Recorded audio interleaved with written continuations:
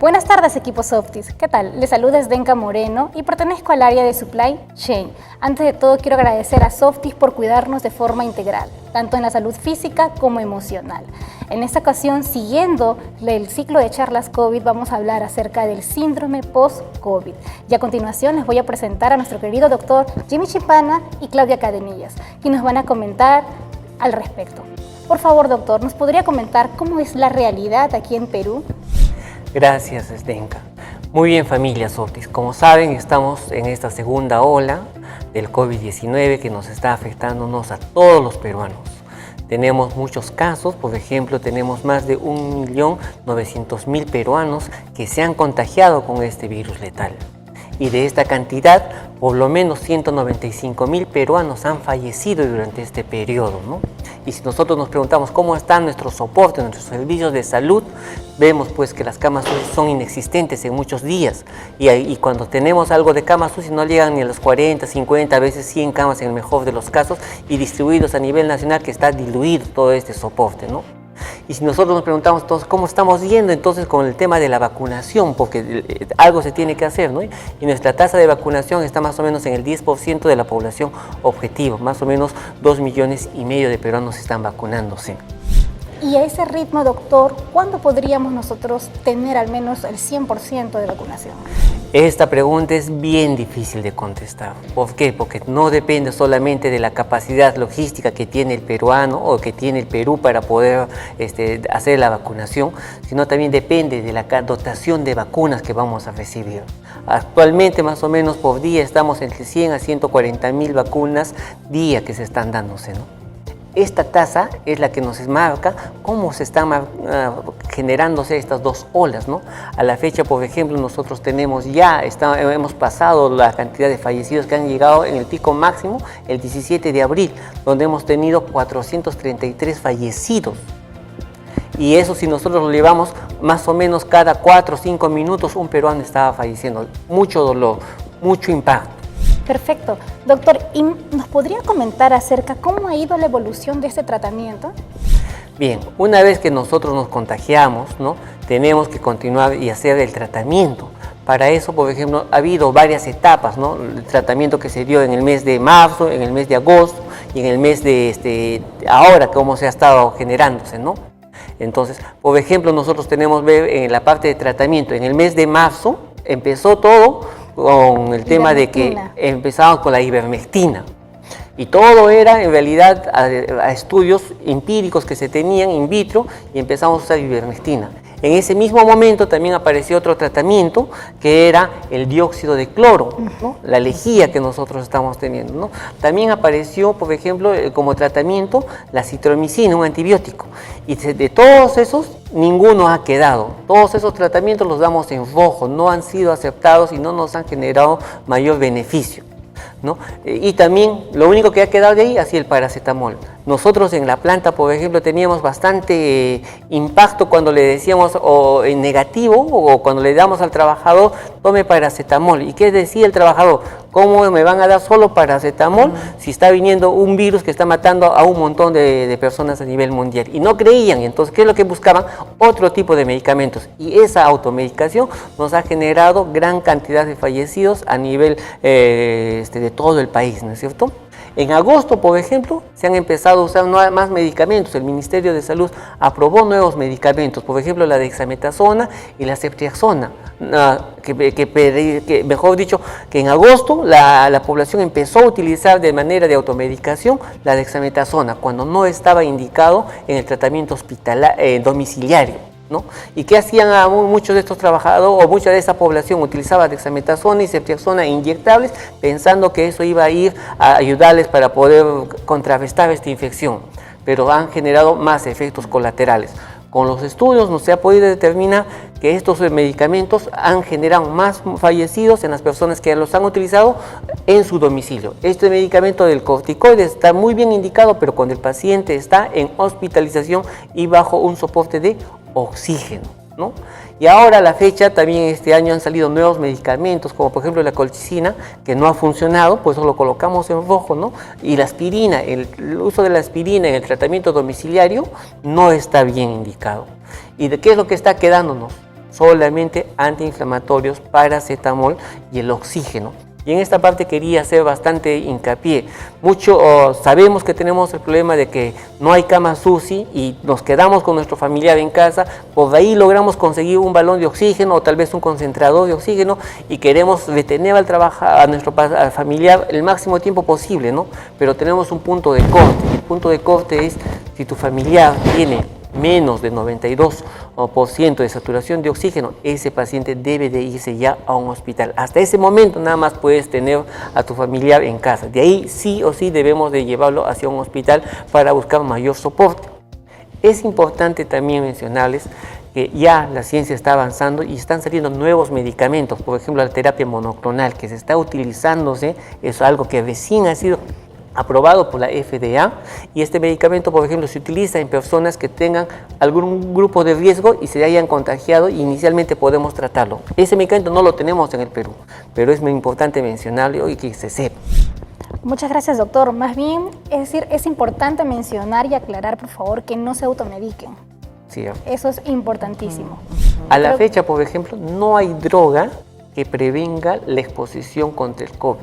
Todo lo que ustedes han escuchado de experiencias, de familiares, de amigos que dicen, a mí me fue bien con este medicamento, no fue así. Simplemente tu sistema inmunológico fue quien reaccionó, porque probablemente tú seas una persona sin factores de riesgo y tu organismo ha desarrollado y se ha defendido correctamente. Y a veces nosotros falsamente le atribuimos ese beneficio a la automedicación que hemos recibido, ¿no? Entonces, la automedicación en términos generales nos ha traído pérdidas y pérdidas de amigos, de colaboradores, de compañeros, porque han sido mal indicados.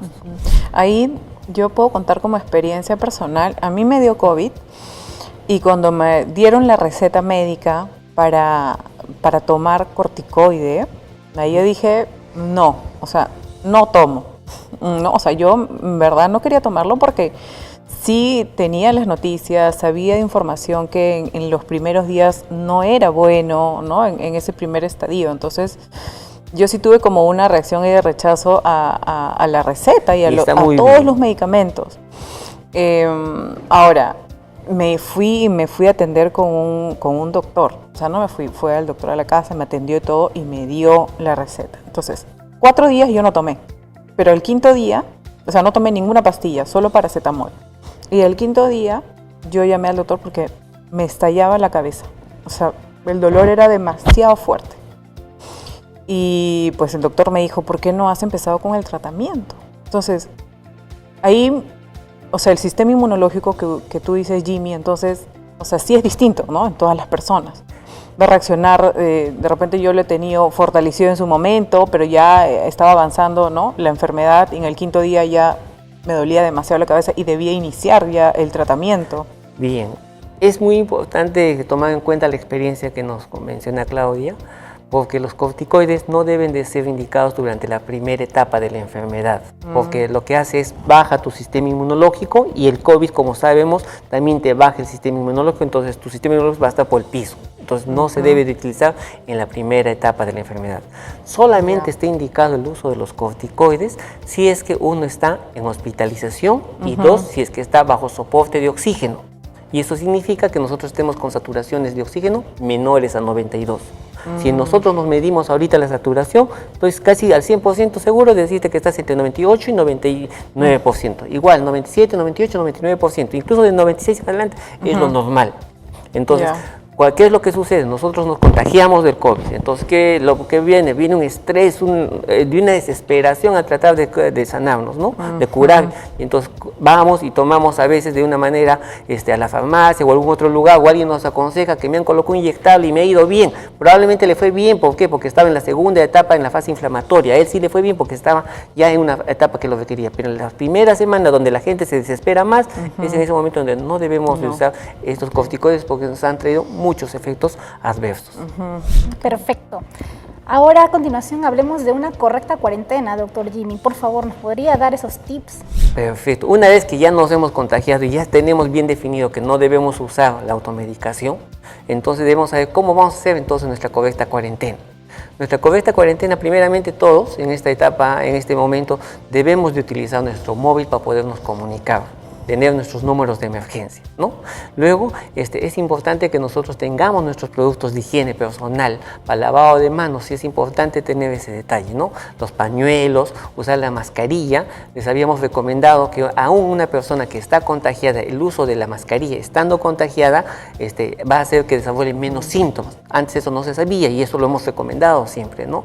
Y el otro detalle es que nosotros tengamos nuestros propios lugares donde vamos a tener que desechar nuestros residuos que vamos a generar para que se puedan eliminar de la manera correcta, ¿no? Y si tenemos, por ejemplo, algún familiar que vive en la casa, que vive con nosotros, debe de ingresar bajo todo un protocolo, o sea, debe de llegar, desinfectarse, lavarse bien las manos, desinfectar todas las ropas, desinfectar la planta de los zapatos, coger esa ropa y mandarla a lavar, inclusive se habla que vaya a una temperatura entre 60 y 90 grados centígrados para poder eliminar este virus que tenemos, ¿no?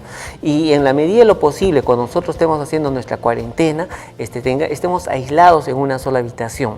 Pero ¿qué sucede? El problema de nuestra realidad peruana es que a veces una familia comparte uno o dos ambientes. Un ambiente es para dormir y el otro ambiente es la cocina o a veces la salita que se tiene. Y la pareja vive en una sola habitación. Si eso se da, o sea, tenemos que adecuarnos. Entonces, que una de las personas descanse de manera separada y en todo momento utilicen su mascarilla, ¿no? Eso es importante. Es también muy recomendable que utilicen su propio baño de manera exclusiva. Y si eso no es posible, entonces hagamos la limpieza con la lejía, ¿no? Para eso podemos usar, por ejemplo, la lejía, 20 centímetros de lejía para 1 litro de agua y con eso nos ponemos nuestros guantes y con eso hacemos la desinfección, ¿no? Y lo más importante, no salir de casa.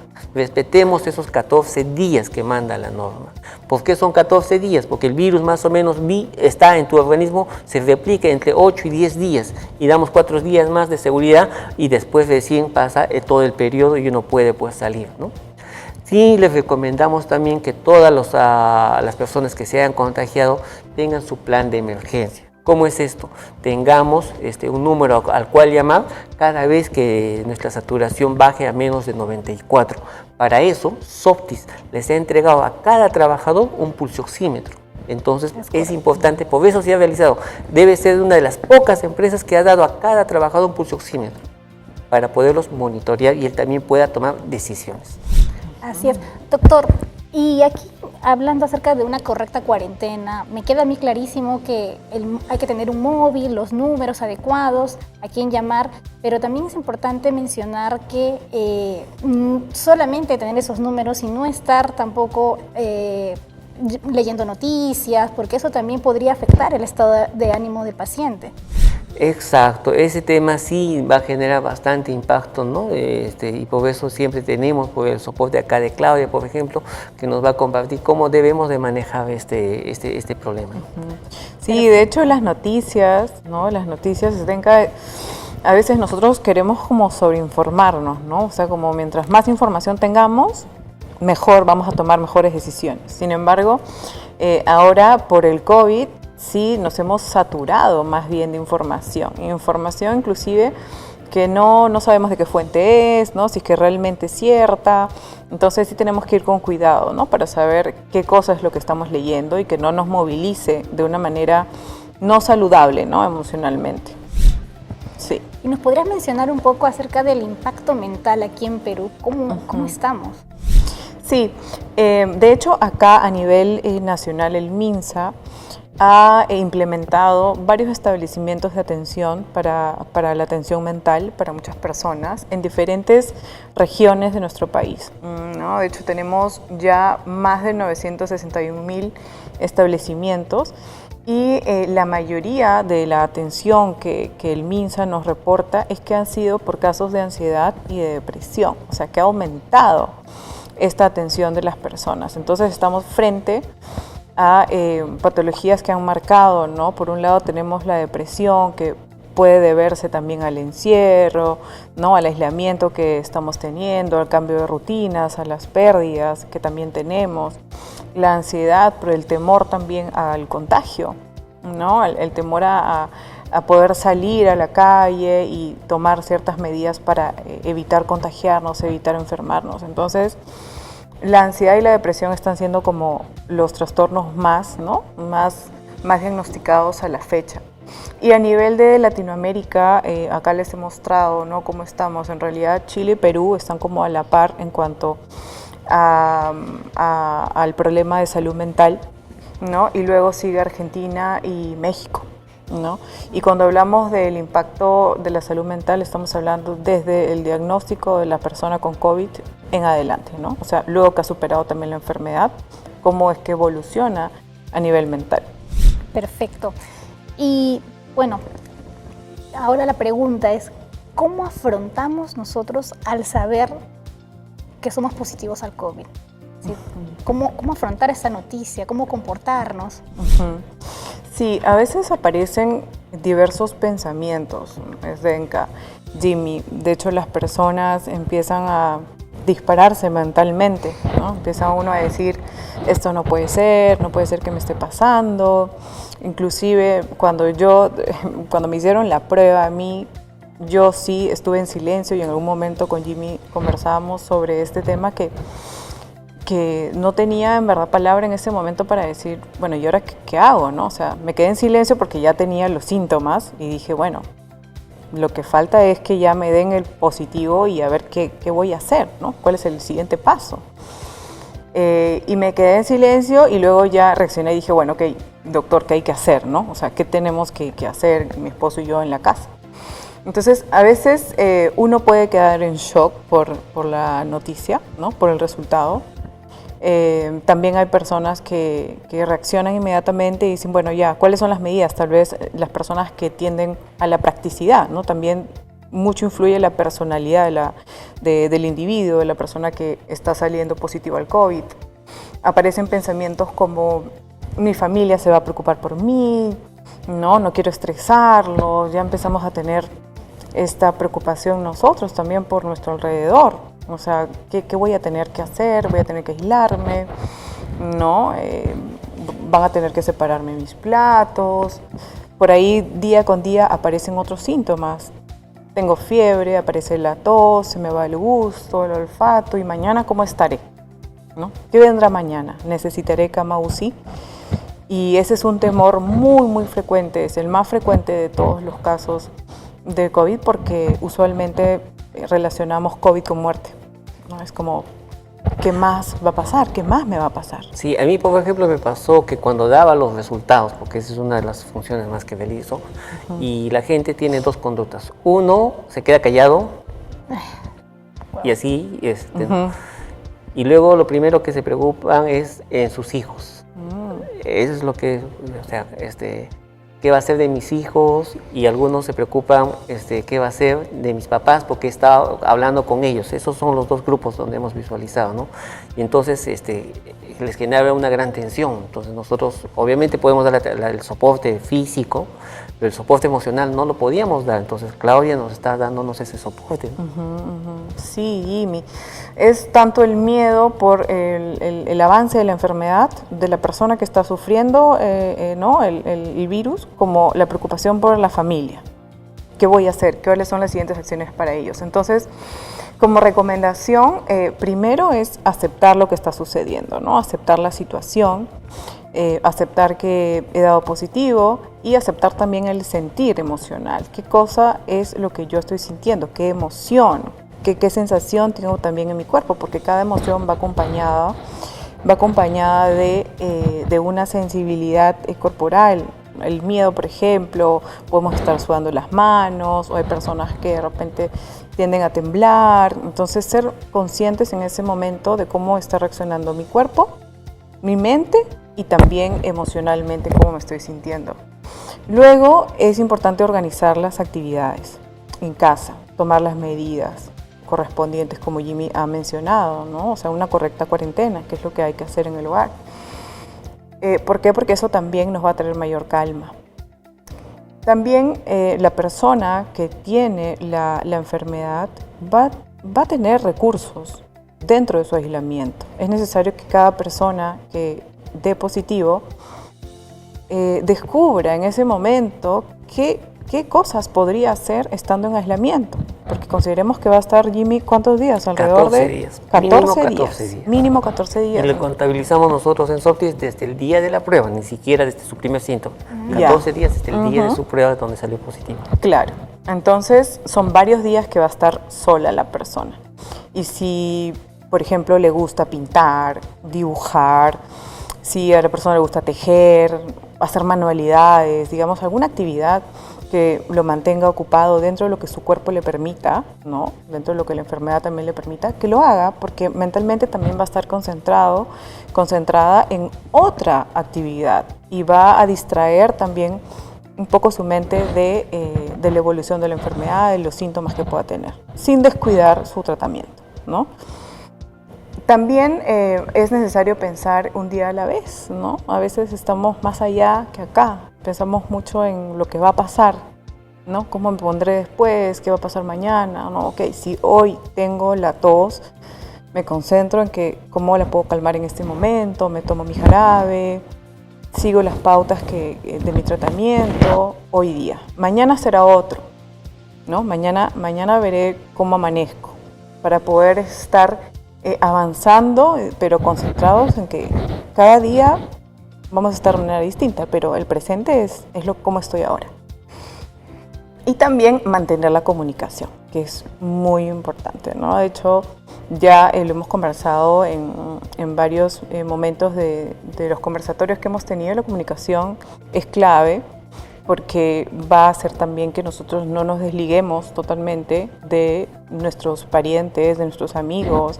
Tenemos el WhatsApp, tenemos las laptops, o sea, por ahí tenemos muchas herramientas, ¿no? Tecnológicas que nos pueden acercar, ¿no? Físicamente no vamos a estar aislados, pero podemos usar el teléfono, llamar y tener esta comunicación, contar cómo nos sentimos, cómo se sienten también mis familiares, para no perder esa comunicación, ¿no? La parte social.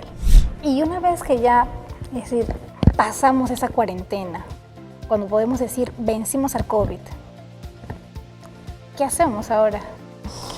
Sí, cuando ya vencimos al COVID, pues de todas maneras viene una sensación de, ok, vencí, ¿no? O sea, esa sensación de libertad, esa sensación de cierta relajación, pero cada caso es distinto. Cada caso tiene también diferentes secuelas. No todas las personas van a reaccionar de una manera, ¿no?, igual al coronavirus. Entonces, yo acá quería compartirles un estudio que habían hecho en Estados Unidos, ¿no?, que nos puede ayudar como para visibilizar cómo es que se van sumando programas de rehabilitación. Hoy por hoy, acá en Perú no está registrado un programa de rehabilitación como tal, pero ya ciertos países van sumando estas propuestas. Y en una intervención que hicieron de 100 pacientes, ¿no?, lo que más arrojaron los resultados en las secuelas a nivel psicológico fueron trastornos del estado de ánimo, ¿no?, que por ahí sí podemos hacer una conexión con los datos del MINSA, que lo que más tenemos es ansiedad y depresión, y la depresión es un trastorno del estado de ánimo. La fatiga también, este cansancio que lo sentí por los 2 meses a 3 meses siguientes, una fatiga, que la fatiga es como que el síndrome más frecuente en los pacientes post-COVID, ¿no? Y de hecho uno más, que es el deterioro cognitivo, que es otro de los factores también que se pueden desencadenar. Aparece la bruma mental. La bruma mental se refiere a esta dificultad para poder pensar con claridad las ideas y poder hacer una interpretación de lo que se está diciendo y poder emitirla en su comunicación. Entonces, sí hay un deterioro, tanto a nivel físico, ¿no?, de todas maneras, porque cuando uno vence el COVID, sí tiene cierto dolor, ¿no?, tal vez en la espalda, ¿no es cierto, Jimmy? A veces sí queda un poco dolorida esa zona.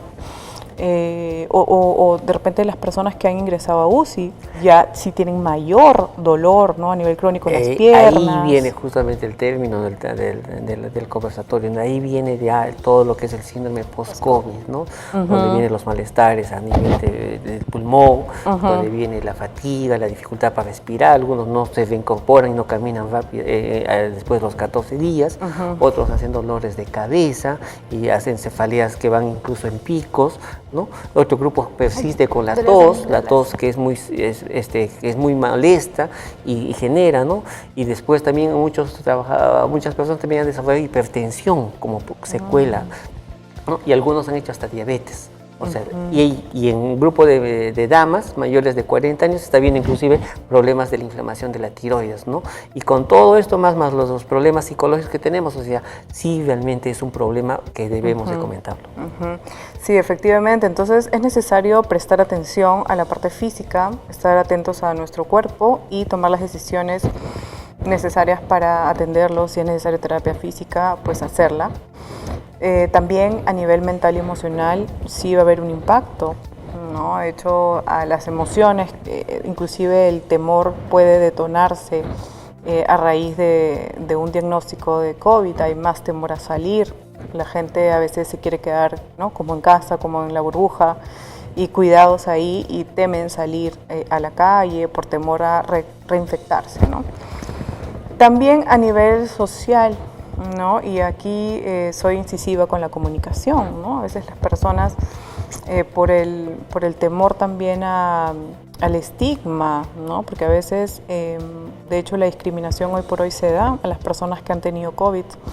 Inclusive hay gente por ahí que no se quiere acercar, ¿no? Y son personas que también desde su lado, yo entiendo, porque también tienen temor al contagio. Entonces cada persona se está protegiendo. No digo que está bien discriminar, pero la gente hoy por hoy está con temor y eso hay que validarlo. Es una emoción que se valida, ¿no? El tener miedo al contagio. Pero sí comunicarnos, mantener nuestra red social de apoyo, ahora que es virtual, ¿no? Que ahora más que nunca hay que utilizar esa herramienta. Y bueno, y ahí yo creo que ahí es muy importante también educarnos, conocer nuestro cuerpo, ¿no? O sea, en qué momento, qué hacer, cómo actuar. Y aquí viene el mindfulness, ¿no? El mindfulness. Mindfulness. Sí. ¿Podrías, no sé, recomendarnos al respecto? Sí, el mindfulness es una manera de ser, ¿no? Así digamos está enfocado. Es una filosofía de vida que nos genera calidad de vida, nos genera bienestar. Entonces, de hecho, viene, ¿no? Con un bagaje budista, ¿no? Digamos, de esta tipología, digamos, de filosofía de vida, y está enfocada en la conciencia plena, en la atención plena. Por ejemplo, esto quiere decir que si un día, Zdenka, Jimmy, estamos concentrados, por ejemplo, poniendo la mesa, ¿okay? Algo tan así básico, tan del día a día, ok, nos concentramos en poner la mesa, ¿no? Otro día estamos en la ducha, ok, nos concentramos en ese momento en que nos estamos duchando. Estamos comiendo, nos concentramos en que estamos comiendo, porque a veces, ¿qué sucede? Que estamos comiendo y estamos con el celular, ¿no? Sí, es una práctica muy frecuente. Es parte de nuestra rutina celular ahora. Sí, entonces no estamos enfocados al 100% en lo que estamos haciendo. Entonces, si comemos, disfrutamos el bocado, el olor, los aromas, lo que estamos viendo. O sea, es poner también en juego nuestros sentidos y todo lo que estamos sintiendo en ese momento. Entonces, es enfocarnos, mantener nuestra atención y concentración en lo que estamos haciendo. Ahora, es un entrenamiento en mindfulness, requiere una práctica. No es que de la noche a la mañana uno sea como tan fácil que uno lo pueda aplicar. Pero sí se puede, ¿no? De a pocos. Por ejemplo, concentrándonos en la hora de la comida, concentrándonos cuando estamos haciendo un trabajo y evitando pensar en qué voy a hacer después, o no sé, me tiene que llamar tal persona y no me llama hasta ahora. O sea, sino ubicarnos en ese momento, ¿qué estoy haciendo? ¿No? Si estoy mirando el parque, lo estoy mirando. ¿Qué hay en el parque? Los árboles, los colores, ¿no?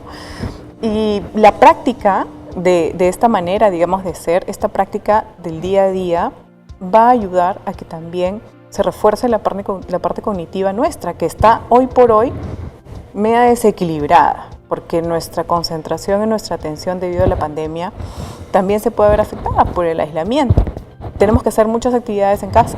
Estamos en la cocina, tenemos que atender a los niños, ¿no? Tenemos que cocinar, tenemos que trabajar, tenemos que salir, tenemos que ir a consultas tal vez médicas. Entonces es como que nuestra atención y concentración sí pueden afectarse por falta de sueño, también hay mucho insomnio. Entonces el mindfulness va a ayudar a que nosotros podamos estabilizarnos y es enfocarnos en lo que sucede en el aquí y ahora, en el presente. Perfecto. Y esta disciplina, mindfulness, es decir, ¿qué beneficios nos trae a nosotros? A mí me parece muy interesante que me diga que hay que concentrarnos en lo que estamos haciendo. ¿Cuál es el beneficio? El beneficio es que primero vamos a trabajar en nuestro autocontrol emocional, nuestro control de impulsos. Entonces, hoy por hoy se está viendo mucha irritabilidad en las personas debido también al aislamiento social. Las personas están muy reactivas. Hoy por hoy han aumentado las peleas en las calles, en el tránsito. La gente está muy irritable, ¿no? Entonces, sí ayuda a que podamos manejar nuestro autocontrol de emociones. También nos puede ayudar a ser más resilientes, a poder enfocarnos en avanzar a pesar de las adversidades, en ver el lado optimista, el lado positivo de lo que nos va sucediendo en el día a día, porque los problemas siempre van a estar. Lo que aquí es importante es cómo nosotros vamos a afrontar los problemas, cuáles van a ser mis conductas y cómo es que yo voy a interpretar lo que está sucediendo para poder tomar acciones saludables. También ayuda mucho a lo que hoy por hoy se ha disparado, que es la ansiedad y la depresión. Entonces, sin duda, las personas que estén pasando por picos de ansiedad o que han sido diagnosticadas con un trastorno de ansiedad y depresión, el mindfulness va a ser muy beneficioso para que puedan bajar su nivel emocional, se puedan sentir mejor anímicamente. No digo que es la cura, porque tampoco estamos hablando que es la cura. Necesitan estas personas un tratamiento psicológico, inclusive también psiquiátrico si fuera necesario. Pero el mindfulness sí ayuda, complementa el tratamiento. Y también vamos a mejorar en nuestra atención y concentración. Perfecto. Eso sí, por favor, estimado equipo Softies, tome mucha nota con el mindfulness. Yo creo que no solamente en el COVID, porque nos va a ayudar en líneas generales a poder afrontar a veces síntomas de ansiedad que las personas tienen, y no solamente por el COVID, sino por toda la realidad peruana que estamos pasando. Entonces sí, yo estoy tomando mucha nota aquí, más bien muchísimas gracias. Ahora vamos a pasar a la ronda de preguntas que nuestros compañeros les han hecho. Así que yo desde ya les quiero agradecer, me ha ayudado muchísimo este conversatorio y vamos a ver qué dicen nuestros compañeros. Muchas gracias. Muchas gracias, Stenka. Gracias.